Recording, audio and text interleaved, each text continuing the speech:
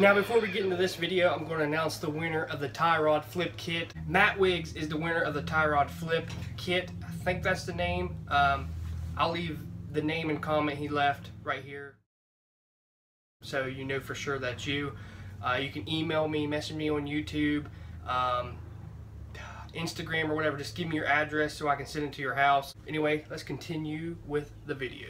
We're going to be installing this bad boy. I've had it for a little bit and I just need to put it on. I didn't want to go with a full-blown diff cover for the front because I don't want to put too much money in my Dana 30. So this will probably do just as good. Just long enough to, you know, protect the locker in the front. And the 8 1/4 is a different story because them are a little bit tougher than the Dana 30s. Because I don't know, you never know with the Dana 30. So I just went ahead and went with this. I have my reasons. Will I upgrade? Probably. Before I buy a diff cover for $100 and some for the Dana 30, I'll probably put a whole nother axle in the front end. So that's why I went with this. But it's pretty durable. I mean, it's a lot heavier than I thought it was going to be. Yeah, it is from rough country. Me and rough country haven't been getting along very well here lately because they don't back up their warranties. But this seems to be built pretty durable, and it should last. Yeah, a little scratched up, but other than that, it's fine. Stay tuned to the end of this video. I will talk about how much I got in the project Jeep and how much it costs for everything I'm doing budget-wise and why I went with that. So make sure you stay tuned if you want to see that. I put it at the end of the video because a lot of people don't want to sit and see me ramble on about how much I paid for this and how much I got in it. So if you don't want to watch it, you can watch the install of this video, then move on with your lives. This is not really a how-to because it's pretty self-explanatory. You just take this and the hardware, unbolt the bottom couple bolts and put that in. So let's go out to the Jeep and try it out. So basically what you do,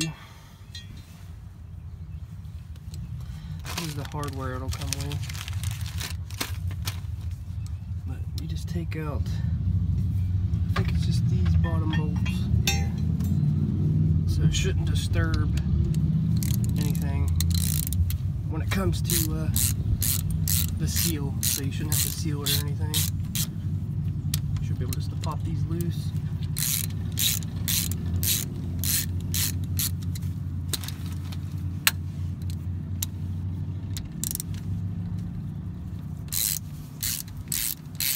I'm using a 1/2 inch, by the way, too. Been meaning to put this on for like ever.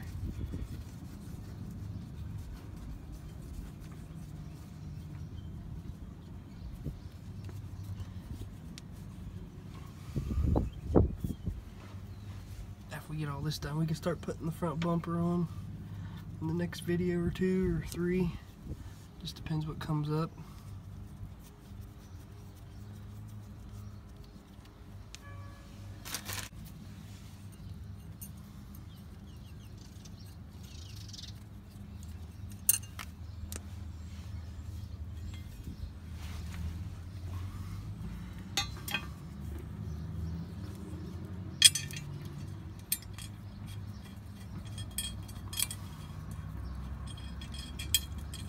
This is pretty self-explanatory. It's why it's not really like a how-to video. It's just a video of me putting this on because it's not rocket science, really.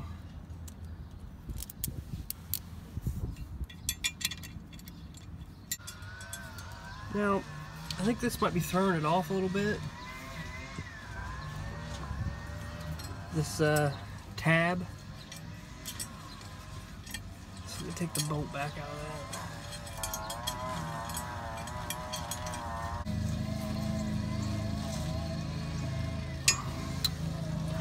Now before I take this bolt off up here, this tab, I'm going to put this one first. So that way it's not halfway loose all the way around.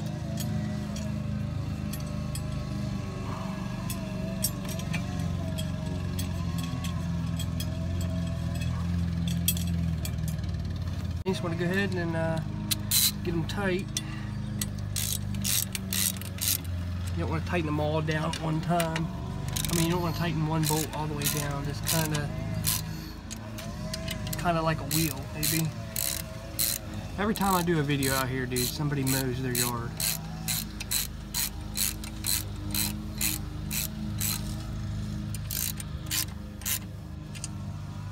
So we're left with these 2 bolts.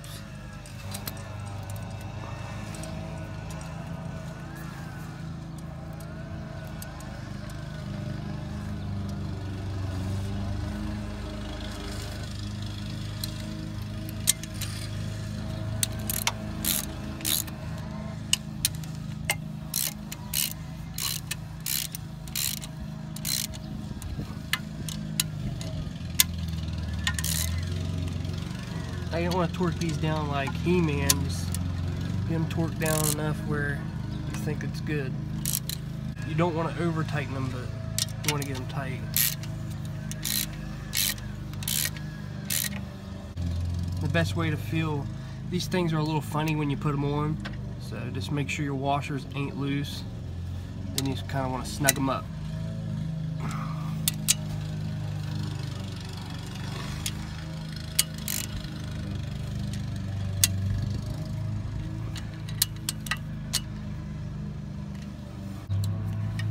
That's on there. Then we're going to go ahead and take this back out.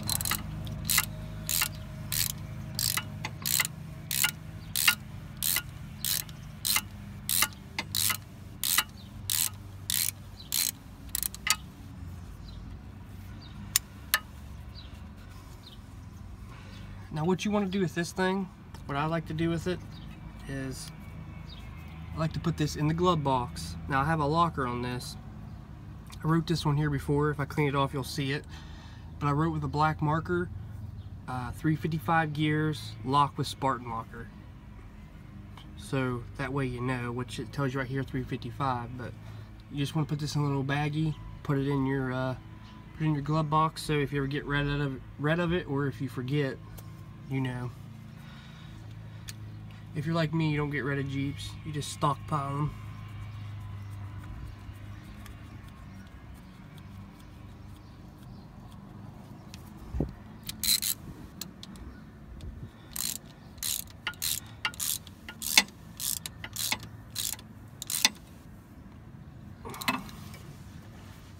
Now I can already see a downfall of this thing, because if I need to put fluid in this, say my axle seals start leaking, I already put new axle seals in this, but say they start leaking and I'm in a pinch and I need to put oil in this, I'll have to take these bolts back out.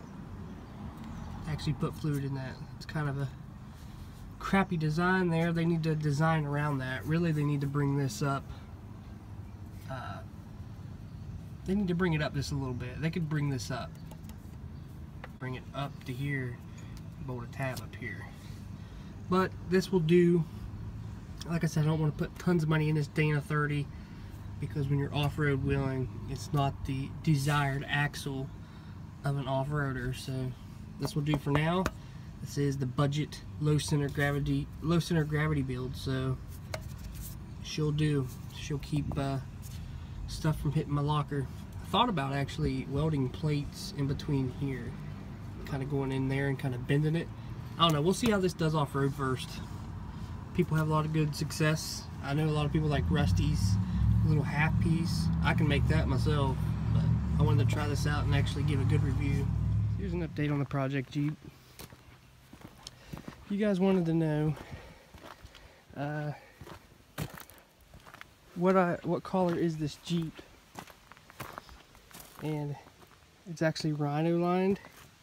It's Rust-Oleum. It has some texture to it. Get the professional grade. I like the way it turned out. It looks good. Get the professional grade and roll it on. It comes with the roller and everything. Recommend getting another roller. I pretty much did the whole Jeep. I didn't like it with a lot of texture. I like it just kind of textury. I don't like how Raptor liner looks when it comes out. Like, it has some good texture. As you can see, the roller starts to fall apart a little bit, but other than that, it has really good texture. I like it. It's just kind of smooth, but not too rough. So, as you can see, we painted these, keep them from rusting, because that is the theme. As you can see, the pumpkin, we trimmed this, aftermarket wheels. Got the rock guards on, so now you didn't see my last video. I updated the steering to Grand Cherokee stuff. I do have the bumpers to put on. Gotta put the front bumper on, and I gotta get the back bumper on. I wanted the bumper that come around here and like met up in here, but I really wasn't feeling that. I felt like it would get in the way for what I do, so I just kind of got like a stubby back bumper. It's not stubby, it's about as long as this, but put some hood vents in there. What's next on the list? Well, after I get the bumpers and stuff on, I'm going to focus more on some armor. And she's ready to wheel right now, so I could take it out wheeling anytime. As you guys seen there, you've seen a little update on the Jeep and you know what it looks like right now. And what I'm going to talk about, I have everything written down that I've ever done to this Jeep, from getting it to run, and I'm not counting oil changes or anything like that because it's just maintenance. But from getting it to run and what I paid for it and what I have in it and everything that I have in it. And for any new subscribers, I'll tell you right here what I have in the Jeep. And that way I'm not walking around all over the Jeep and like getting under it and, you know, making you seasick. But, and I didn't count the Rhino line into this because it was like a last minute thing. So you don't have to do this. It's not like a major thing that you would need. I just put everything down that you would need to do like a low center of gravity build. I build it this way because it's for my terrain. It's what I do. This is the kind of hills that we have, and you know, the kind of trails that we have around here. I didn't build it to go, you know, to Moab or anything like that. So I built it for around here, and it's almost complete. It's not done, but it's almost there, I guess you could say. But anyway, we'll just go ahead and go down the list. I paid $500 for the Jeep to begin with, and supposedly it wasn't going to last any longer. It was supposed to be getting ready to blow up, and all it needed was an O2 sensor. I added that into everything that I added up here. So the 8 1/4 swap, I already had it, but they are going on the yard sale sites on Facebook and stuff around here for $200 or maybe $150. But I already had it, but I went ahead and added it in here too. The 8 1/4 diff cover I paid $103 for. I got an 8 1/4 locker. The tires was sponsored to me by cherokee.ronnie. But if you would buy them, if you'd buy 31 1050s, it'd probably ship to your door. You're probably looking at about $500. Make sure you go ahead and go down to the links below and check them out because they have nice affordable tires, and they impress me. The rims, I actually traded some rims that I had, some aftermarket rims that I had for this the set that I have on there now. You can pick them up from about $290 to $300 shipped to your door, so that's not that bad. I have a Dana 30 in the front, which it's basically just, you know, stock Jeep stuff right now. Which for what I do, it should do just fine. Yes, I'm pretty sure I'm going to blow the Dana 30 out, but I got the locker for the front of it. It cost me about $260. Did the AC delete, you know, $40. The motor mounts, $78. I put the catch can on there, like $14-15. Hood vents, believe it or not, I got on a website and looked at these hood vents and had them shipped to me, and I got them here. And I got to looking at them, so I went to Ace Hardware and got Eve vents, and they're the exact same thing. I swear to you, the exact same thing. I can't remember the site that I got them off of. I don't know, it's like midnight right now, but I can't remember the site I got them off of. If I can remember, I'll put it in the description below. But I went ahead and sent them back because I paid like $60 and pretty much bought the same exact thing for $5. The lift cost me $509 shipped to my door. About my experience with rough country. I'm not very happy with rough country, and it's a shame. I'll put a glass pack on it because a lot of my subscribers, and I got a bunch of emails saying that they wanted a glass pack on there. They wanted to see how a glass pack would sound. So I bought a glass pack. It's $30 here. The piping cost me $30. I didn't have a catalytic converter on it when I got it, so I cut behind the muffler that was on it and just run a glass pack out the back. I put the Grand Cherokee tie rods on there. Now I called the junkyard and they said it'd be about 40 bucks for a used one. I already had it off my other trail Jeep, but if you buy a new one, if you go back and watch my last video, which should pop up here somewhere, it has all the prices brand new you can get it for.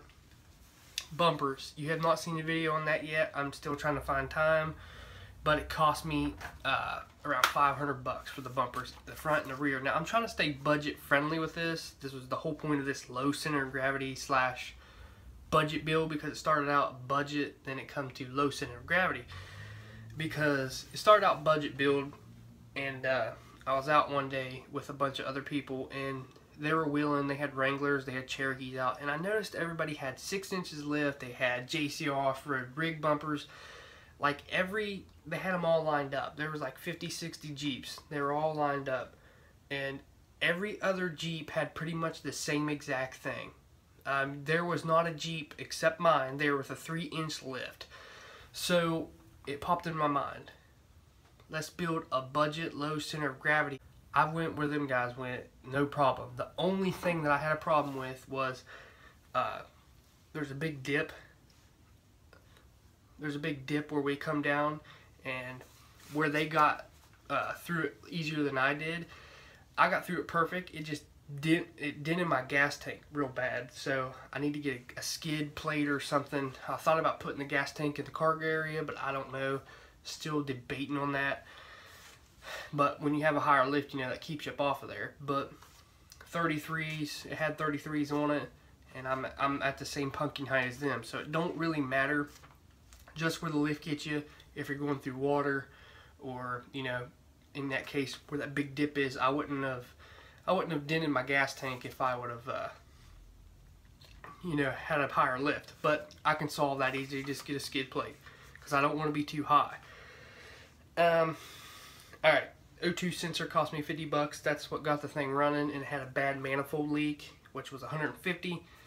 And altogether so far I've spent $3,680.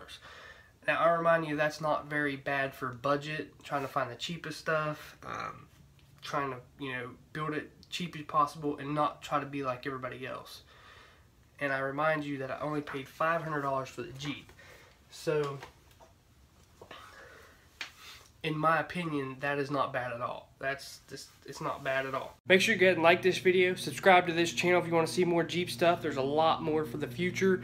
Big stuff planned. Make sure you go ahead and check out all my social media links in the description below. I'm Cherokee Ronnie. Stay dirty, my friends.